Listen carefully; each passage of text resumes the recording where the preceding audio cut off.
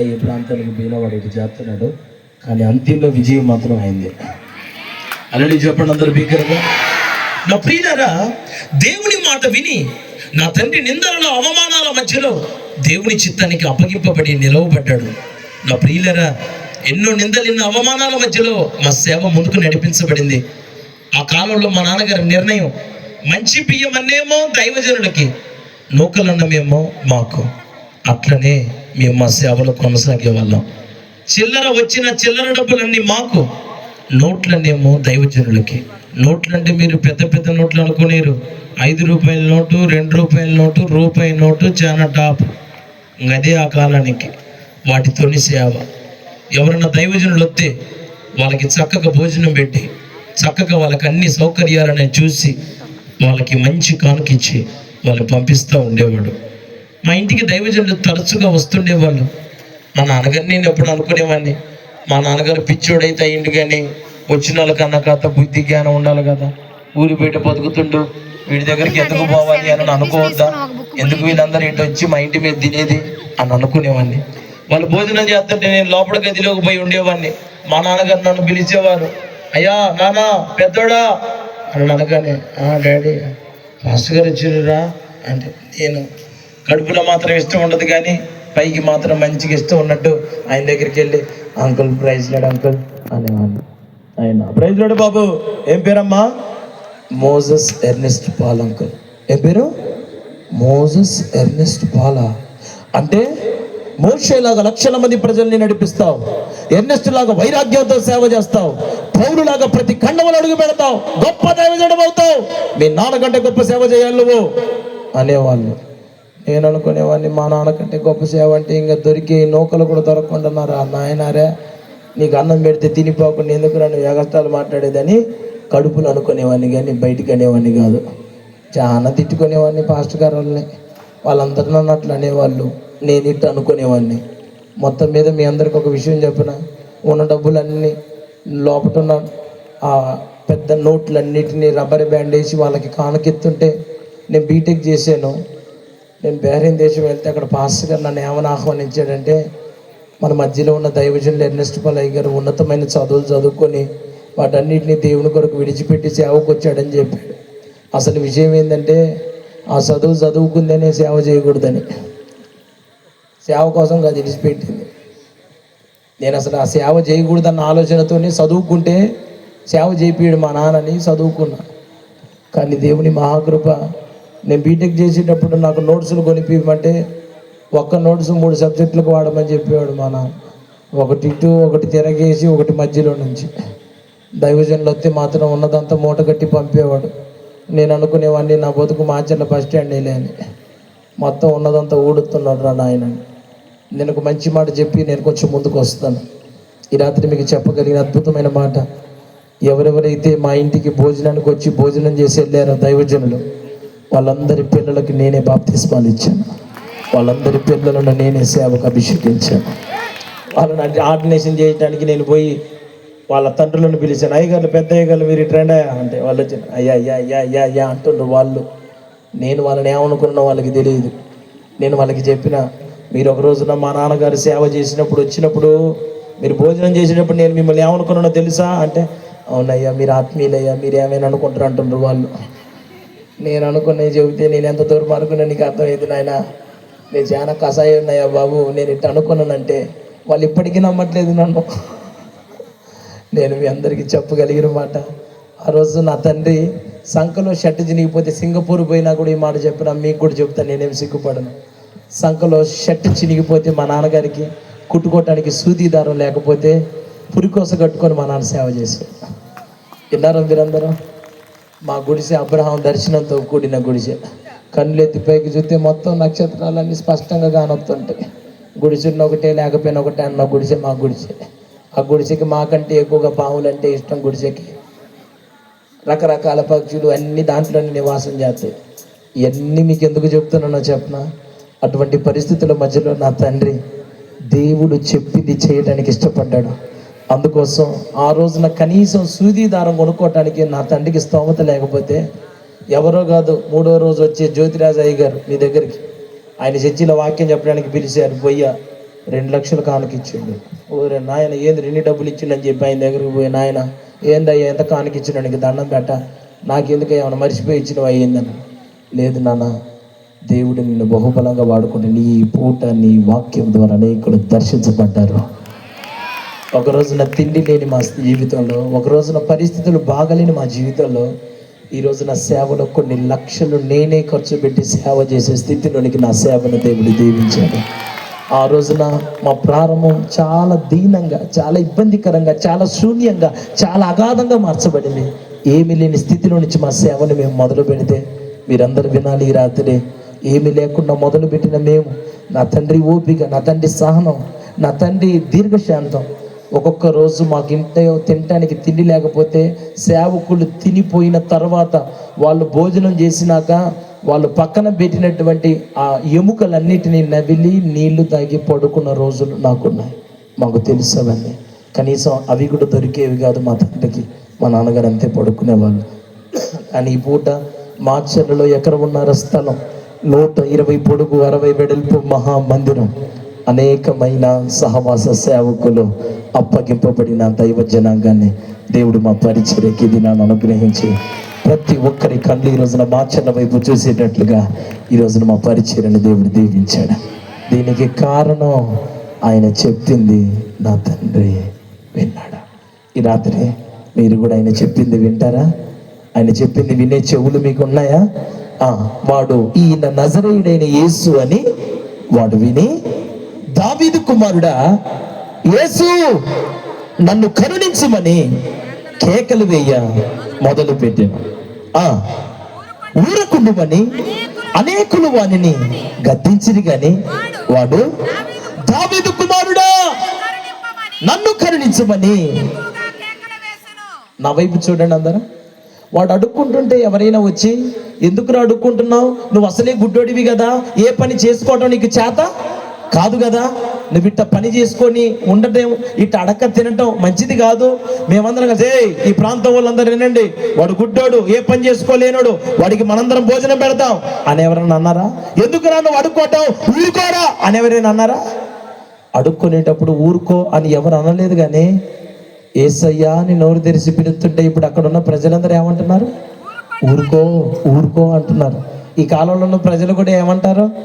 నువ్వు చచ్చిపోయేటట్టున్నా, అప్పుల పాలైపోయినా, ఎట్ట బతకాలో నీకు అర్థం కాక, ఏం చేయాలో నీకు తెలియక సతమతమైపోతుంటే అప్పుడు నిన్ను ఎవరు పట్టించుకోరు.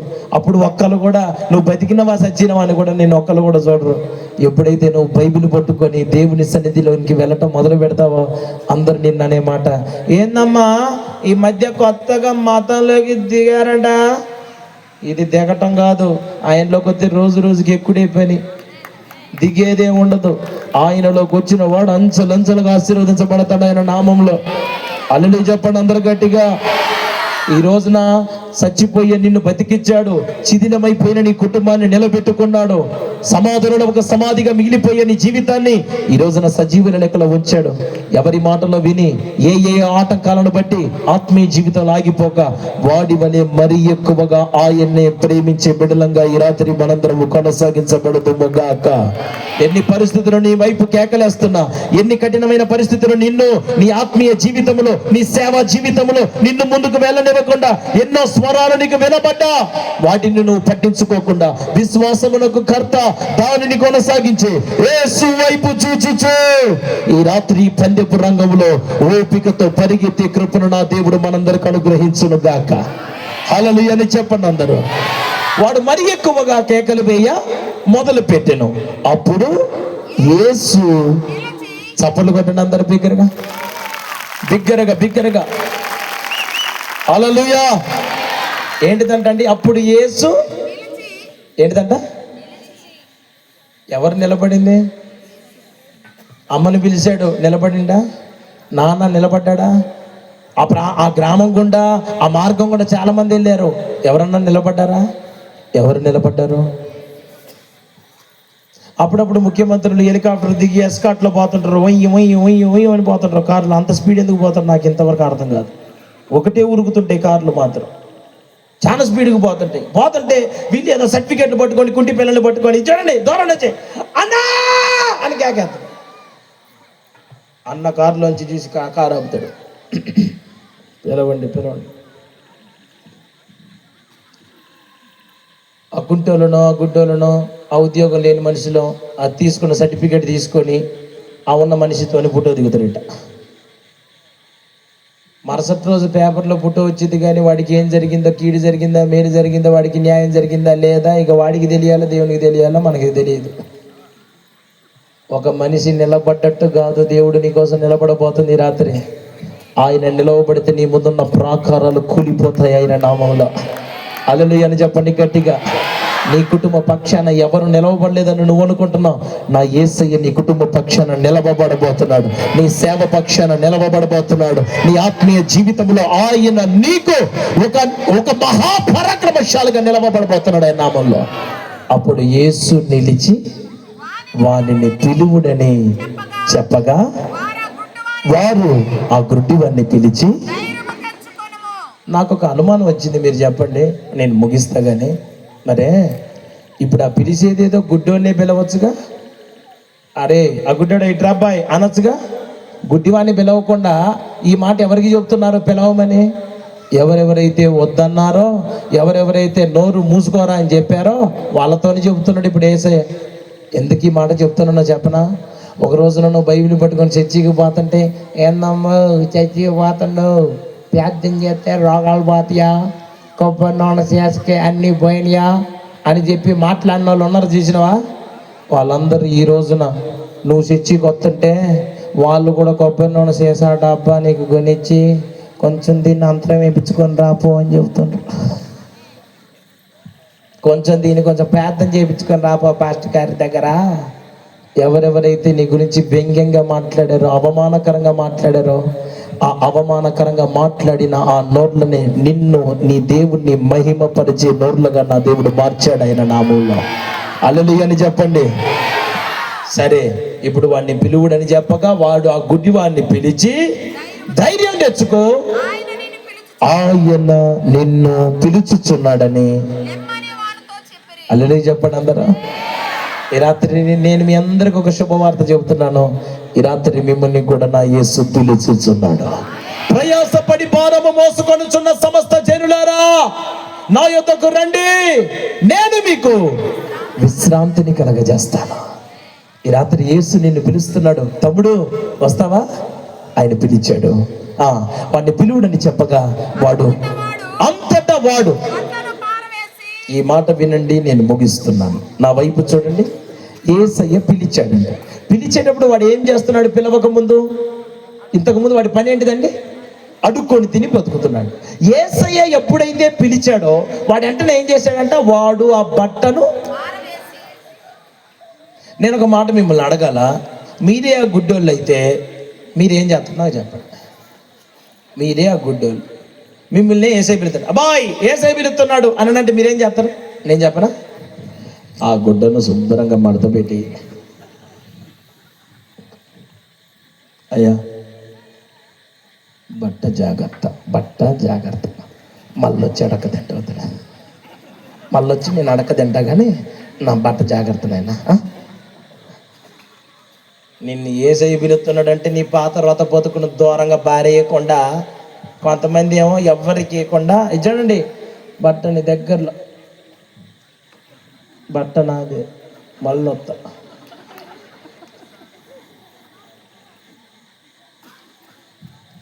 ఈ రాత్రి నేను యేసయ్య పిలుస్తుంది ఎందుకో చెప్పనా? ఈ పాత రోత జీవితంతో నువ్వు బతకడానికి కాదు. ఈ రాత్రి ఈ పాత రోత జీవితాన్ని నువ్వు విడిచిపెట్టాలని ప్రభు కోరుకుంటున్నాడు ఆయన నామంలో. యేసు కొరకు నీ పాత రోత జీవితాన్ని విడిచిపెడతావు ఈ రాత్రి? ఆ దౌర్భాగ్యమైన బతుకు ఇప్పటి వరకు దేని మీద ఆధారపడ్డావో. సమరయ స్త్రీ యేసు ప్రభు దగ్గరకు వచ్చింది, కొద్దిసేపే మాటలు విన్నది. కొద్ది నిమిషాలు ఆమెకు అర్థమైన విషయం ఏంటిదంటే, ఈయన పరిశుద్ధుడు, ఈయన మాట్లాడిన తర్వాత ఇంతకుముందు బతికినట్టు నేను బ్రతకూడదు అని ఒక నిర్ణయంలోకి వచ్చింది. వచ్చేటప్పుడు పాపిగా వచ్చింది, వెళ్ళేటప్పుడు సాక్షిగా మార్చబడి వెళ్ళిపోయింది. ఈ రాత్రి నువ్వు ఈ స్థలం నుంచి ఎట్లా వెళ్తావు? నీ జీవితంలో ఉన్న చీకటి అంధకారం ఆశ్చర్యకరమైన వెలుగుగా మార్చబడాలని ఈ రాత్రి నువ్వు కూడా కోరుకుంటున్నావా? అయితే నీ పాత రోత బ్రతుకును నువ్వు దూరంగా ఇసిరి కొడతావు. ఈ రాత్రి వాడు దూరంగా పారవేసి, ఆ బట్టను దూరంగా పారవేసి దిగ్గున లేచి, హల్లెలూయా చెప్పండి అందరూ. ఈ రాత్రి నా వైపు చూడండి. గుడ్డోడు కదా, ఇంకా కళ్ళు రాలేదు కదా, గుడ్డోడు ఎట్ట లేవాలా? నిదానంగా అటొక రెక్క ఇటొక రెక్క ఇద్దరు పట్టుకుంటే లేవాలి. కానీ వీడెట్ట లేచాడంట. ఆయన ఒక్కసారి పిలిస్తే ఆ పిలిపే నిన్ను, నీ కుటుంబాన్ని, నీ సేవను, నీ పరిస్థితులను నిలబెట్టబోతుంది ఆయన నామంలో. నువ్వు పిలవటం ఆపమాకు. పరిస్థితులు నీకు వ్యతిరేకంగా ఉన్నా, మనుషులు వ్యతిరేకంగా ఉన్నా, కళ్ళ ముందు నువ్వు చేస్తున్న కార్యాలన్నీ నీకు ప్రతికూలంగా మార్చబడినా, ఆయనను పిలిచే పిలుపు, ఆయన కొరకు నువ్వు చేసే సేవ, ఆయన ఎడలో నువ్వు చేస్తున్న భక్తిని నువ్వు ఎన్నడూ మానుకోకుండా, వెన్ను తిరిగిన వ్యక్తిగా నువ్వు బ్రతకకుండా, నీ జీవితంలో ఆయనను నువ్వు పిలవటం కొనసాగించగలిగిన వ్యక్తిగా నువ్వు బ్రతకగలిగితే, నా దేవుడు నీ జీవితంలో చేయబోయే అత్యద్భుతమైన కార్యం, ఎవరి సహాయము లేకుండా, ఎవరి అండ లేకుండా, ఎవరితో పని లేకుండా, ఆ అవమానకరమైన జీవితంలో నుంచి నా దేవుడు నీ బ్రతుకును దిగ్గున లేవనెత్తున్నట్లుగా నీ బ్రతుకును నా దేవుడు నిలబెట్టుకోబోతున్నాడు ఆయన నామంలో. హల్లెలూయా అని చెప్పండి అందరూ బిగ్గరగా. వాడు దిగ్గున లేచి యేసు నొద్దకు వచ్చాడు. చివరి మాట చూడండి. అప్పుడు యేసు అని పట్టుకొని అడుగుతున్నాడు, నేను నీకు ఏమి చేయగోరుచున్నాను? టునైట్, ఈ రాత్రి ఇదే మాట ప్రభు మనందరినీ కూడా అడుగుతున్నాడు. ఈ రాత్రి నేను నీకేం చేయాలి? అమ్మా, ఏం చేయాలి? నీ కుటుంబానికి ఏం చేయాలా? తమ్ముడు, ఏం కావాలని వచ్చావు? ఏం చేయమని చెప్తావు? ఏం చేయమని చెప్తావు చెప్పు. ఈ రాత్రి నీకేం కావాలా? నేనేం చేయమంటావు? మనం అప్పుడప్పుడు మన పిల్లల్ని మనం అంటాం, అరే కొట్టుకు తీసుకొని అరే నీకేం కావాలనేది కొనుక్కోపోరా, కొనుక్కో అని కొట్టు దగ్గర నిలబడతాం. మన పిల్లగాడు మావులోడా, వాడు కొట్టంతా లాగుతూ ఉంటాడు. అది ఏంటి అంకుల్, అంకుల్ ఇది కూడా అంకుల్, అంకుల్ ఇది కూడా అంకుల్. అందుకోసం కదరా నేను కొట్టు దగ్గరికి ధ్యానంటావు. నువ్వే ఏదో పెద్ద కొట్టంతా కొనిచ్చుడు గాలిలాగా తీసుకుపోతావు, వాడి నీపు మీద ఒకటి వేసి ఇంటికి తీసుకొస్తావు. దేవుడు అట్లాంటి పని చేయటానికి కాదు. ఈ రాత్రి నీకు చెప్తుంది, ఆయన నిన్ను పిలుస్తుంది ఎందుకు? ఆయన నేను పిలుస్తుంది నీ జీవితంలో ఉన్న చీకటిని కొట్టివేయటానికి. ఈ రాత్రి నా యేసయ్య పిలుస్తున్నాడు. ఈ రాత్రి నీ జీవితంలో నువ్వేం కావాలని కోరుకుంటున్నావు? వాడిని అడిగాడు, నీకేం కావాలా అంటే వాడు అన్నాడు, అయ్యా నాకు చూపు కావాలయ్యా, నేను చూడాలనుకుంటున్నాను. ఈ రాత్రి అంధకారంలో ఉన్న నీ జీవితం, నీ ఆత్మీయ పరిస్థితులు, నువ్వు చేస్తున్న చేతి కార్యాలు, అది ఏదైనా ఆత్మీయంగా కానీ శారీరకంగా కానీ, ఆ పరిస్థితులన్నీ ఆశ్చర్యకరమైన వెలుగుగా మార్చబడుట కొరకు ఒకటే ఆయన చెప్పింది వినండి. ఆయన కొరకు బ్రతకండి, పాత రోత జీవితాన్ని విడిచిపెట్టండి.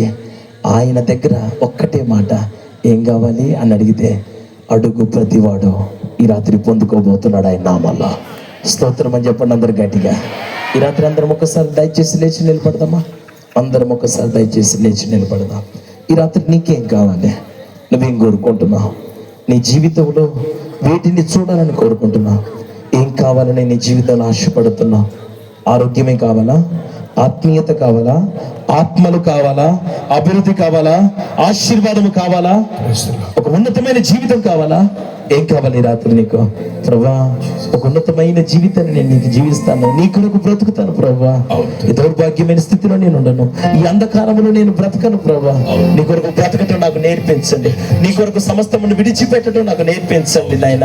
నీ కొరకు పాపాన్ని, లోకాన్ని అన్నిటిని జయించడం నాకు నేర్పించండి. నువ్వు చెప్పింది చేయగలిగిన స్థితిలోనికి నేను నడిపించబడటకు నాకు కృప చూపించండి నాయన. నువ్వు చెప్పింది చేస్తే నేను దీవించబడతానంట తండ్రి. ఈ రాత్రి చీకటిలో, అంధకారములో అందరి ద్వారా వెలివేయబడి ఒంటరిగా మిగిలిపోయి ఒక పరిస్థితిలో గొప్ప కూలిపోయిన నన్ను ఈ రాత్రి నువ్వు దర్శించి నీ దాసుని ద్వారా నాకు మాట్లాడావు ప్రభా. నేను ఈ చీకటిలో ఉండటానికి వీలు లేదు, నన్ను కూడా ఈ చీకటిలో నుంచి రాత్రి బయటికి తీసుకొని రండి ప్రభా. నేను కూడా ఈ చీకటి నుంచి బయటికి రావాలనుకుంటున్నాను తండ్రి.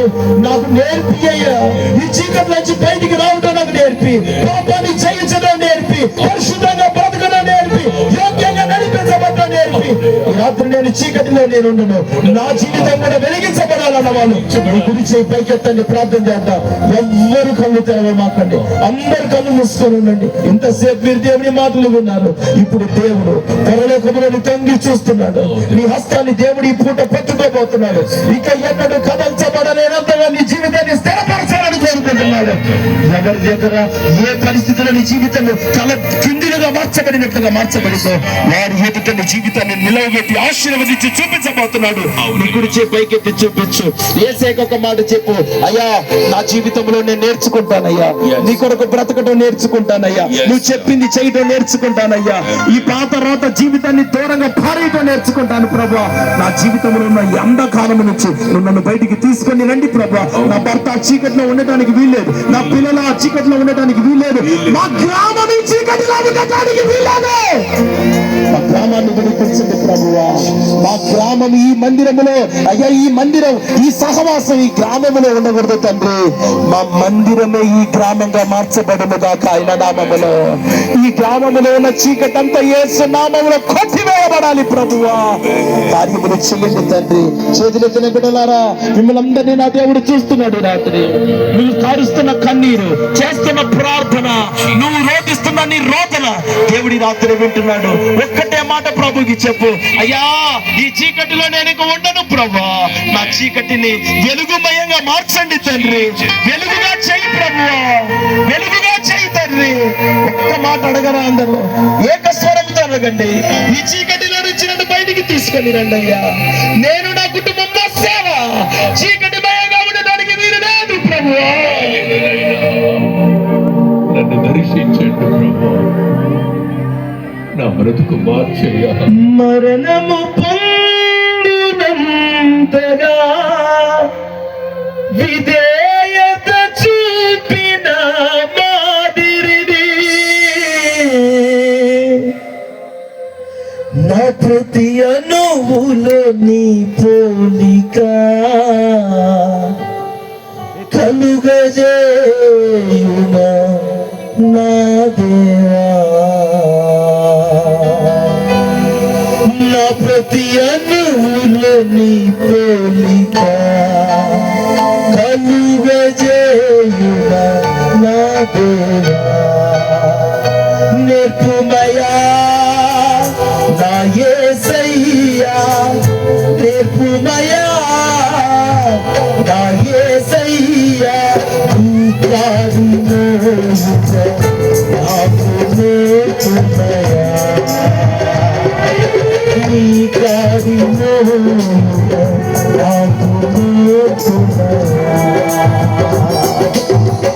నేర్పుమయా నా యేసయ్యా, నేర్పుమయా నా యేసయ్యా, నేర్పుమయా నా యేసయ్యా, నేర్పుమయా నా యేసయ్యా.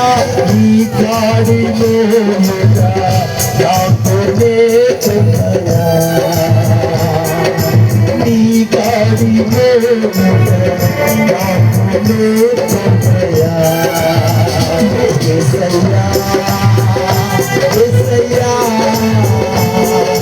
నీ కాడిలో నాకు నేర్పుమయా. యేసయ్యా, యేసయ్యా నీ కాడిలో నాకు నేర్పుమయా. యేసయ్యా, యేసయ్యా నీ కాడిలో నాకు నేర్పుమయా. యేసయ్యా, యేసయ్యా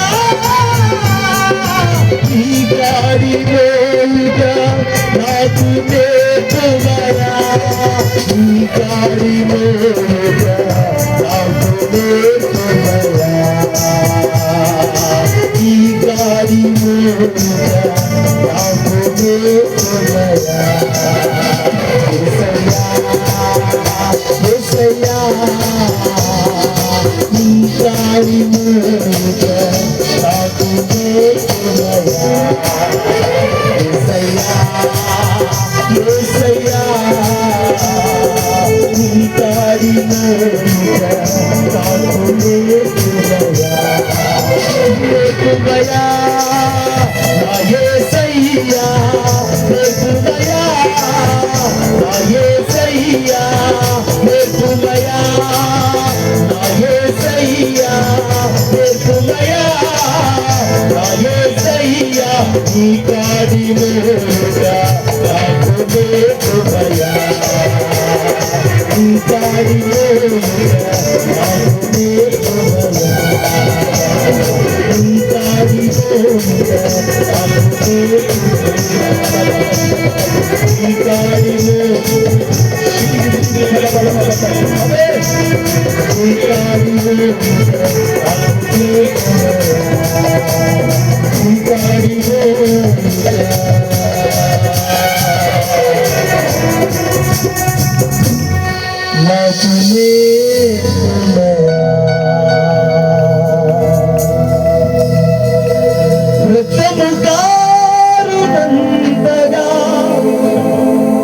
పోరాడి గెలచినది ప్రార్థన,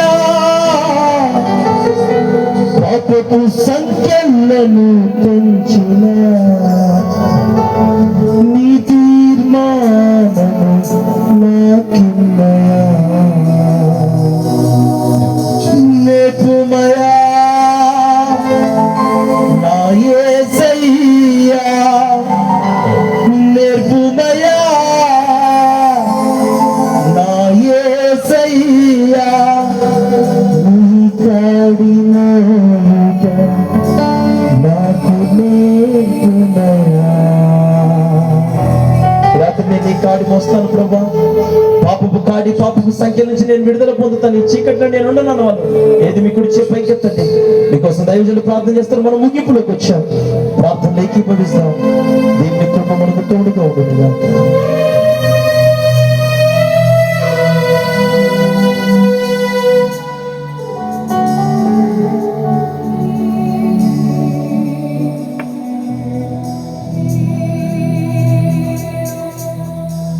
ఆయన మాట ద్వారా సమస్తం కలిగింది, ఆయన లేకుండా ఏదియూ కలగలేదు.